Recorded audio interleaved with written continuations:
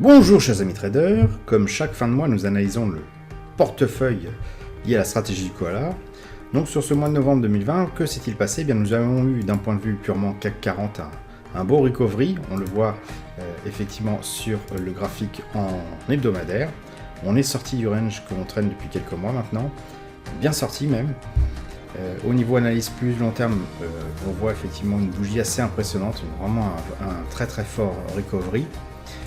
Bon, la moyenne mobile 10 est toujours décroissante, donc c'est vrai que c'est peut-être encore un peu tôt pour se repositionner. On voit quand même que si on est sur du très long terme, on a eu un tunnel à serpent qui était haussier jusqu'au début du Covid.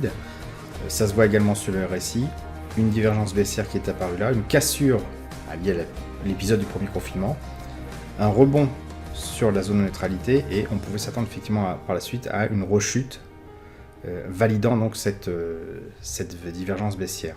Là on est en train de remonter, c'est encore un peu trop juste pour pouvoir dire déjà le mois n'est pas terminé, on a encore une journée à finir, mais là c'est encore un peu trop juste pour voir estimer si le RSI finalement repart à la hausse ou si c'est la fin du rebond avant une rechute, et c'est conforté par de toute façon une clôture qui se situe certes au-dessus de la moyenne mobile 10 périodes, mais cette moyenne mobile est décroissante, donc la séance de lundi 30 sera déterminante. Si maintenant on regarde ce qui se passe d'un point de vue plutôt mondial au niveau des actions, donc avec le tracker CW8, eh bien, le son de cloche est différent. On a effectivement une recovery qui a commencé bien plus longtemps, avant le CAC 40 en tout cas, une pause qui était ici assez conséquente, et puis bon, c'est reparti. Et on voit là, on a une clôture du prix au-dessus de la moyenne mobile 10 périodes qui est croissante. Donc là, moi-même j'étais en position depuis un petit moment, donc il suffit de rester en position, voire de rajouter au pot s'il y avait besoin de le faire. Pour l'instant, la situation est relativement saine sur ce type de titre. Concernant maintenant les obligations, alors tout d'abord les obligations long terme, eh bien ça grimpe, ça grimpe, ça grimpe. Il n'y a pas grand chose à dire, on a juste à rester en position, moyenne mobile 10 périodes orientée à la hausse.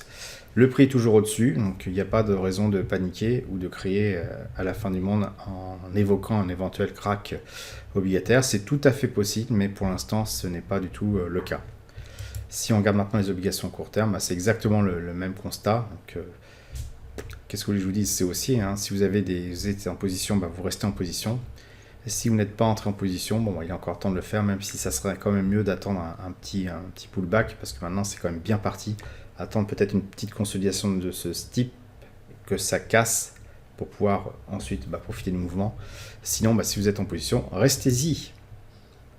Au niveau maintenant des matières premières, tout d'abord l'or avec le GBS, dans la mesure où les actions ont bien performé, l'or fait un petit peu contrebalancier et a une belle chute. Donc on pourra se méfier effectivement de cette divergence baissière en hebdomadaire qui est en train de se valider potentiellement, même si ce n'est pas encore fini. Le mois n'est pas encore fini. Au niveau analyse plus long terme, on a effectivement où on est sur le point de clôturer en dessous de moyenne mobile 10 périodes, mais celle-ci est toujours orientée à la hausse, donc c'est tout à fait possible que ça soit en fait une consolidation avant reprise. Donc il faudra vraiment attendre la séance de lundi pour être un peu plus sûr avant de faire quoi que ce soit. Si vous êtes en position, moi c'est mon cas, et pour l'instant je conserve ma position tout simplement parce que je vise du plus long terme et que mes conditions de sortie ne sont pas encore arrivées. Regardez ici on a bien clôturé aussi très bas, c'est reparti après, donc c'est tout à fait possible que ça reparte non pas au sein de la même bougie mais dans la bougie d'après, et de toute façon on applique la stratégie à la lettre, c'est en dessous de la moyenne mobile 10 période, ok, mais celle-ci elle est toujours croissante, donc on ne fait rien. Matière première, alors ça c'est quand même plus rassurant parce qu'il y a un mois on pouvait s'inquiéter de voir effectivement une évolution plutôt en range des matières premières, et quand les matières premières vont bien, ça signifie aussi que la production de l'industrie va bien, et là on a eu une belle recovery sur les 4 dernières semaines. Bon, là moyenne mobile orientée à la hausse, prix qui clôture au-dessus, c'est idéal d'être en position si on ne l'est pas déjà, sinon on va peut-être effectivement de la même manière que pour le titre d'avant, attendre une petite consolidation. Là on voit ici qu'on a un niveau qui a l'air d'être assez intéressant, peut-être mettre un ordre limite sur ce niveau là, attendre qu'il revienne dessus pour se repositionner. Sinon si vous êtes en position, vous pouvez bien sûr conserver cette position, c'est idéal pour l'instant, il n'y a aucune raison de passer à la vente. Voilà, donc un petit aperçu rapide les différents titres composant mon portefeuille. Bon, pour l'instant, rien de bien transcendant. On voit une correction quand même du CAC, de l'or. Le CAC 40, toujours un petit peu mou, est en train de combler son retard. Pour l'instant, je dirais les voyants sont relativement verts. Est-ce que c'est parce que les marchés ont intégré déjà le fait que le vaccin soit présent, que le Covid ne va plus bientôt être qu'un simple souvenir? C'est tout à fait possible. Bon, maintenant, la situation reste un peu fébrile. On voit que les bougies sont quand même relativement importantes, ce qui prouve que, en termes de taille, ce qui prouve que la volatilité est encore là. Donc bon, on reste prudent, on surveille quand même ce qui se passe. Surtout que d'habitude, sur la dernier mois de l'année, notamment entre Noël et Jour de l'An, on peut avoir des rushs à la hausse qui se terminent par des consolidations assez conséquentes le mois d'après. Bon, c'est jamais réglé comme du papier à musique, hein. Ça peut être décalé d'une semaine en avant, une semaine en après, ou pas avoir lieu du tout. Mais bon, ça reste à surveiller. Les marchés sont plutôt optimistes en ce moment, c'est intéressant.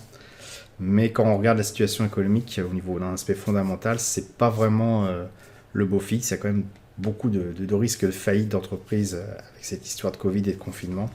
Donc il faut rester vigilant, mais appliquer la stratégie sans forcément se prendre plus la tête que ça. Voilà, j'espère que vous avez apprécié cette vidéo.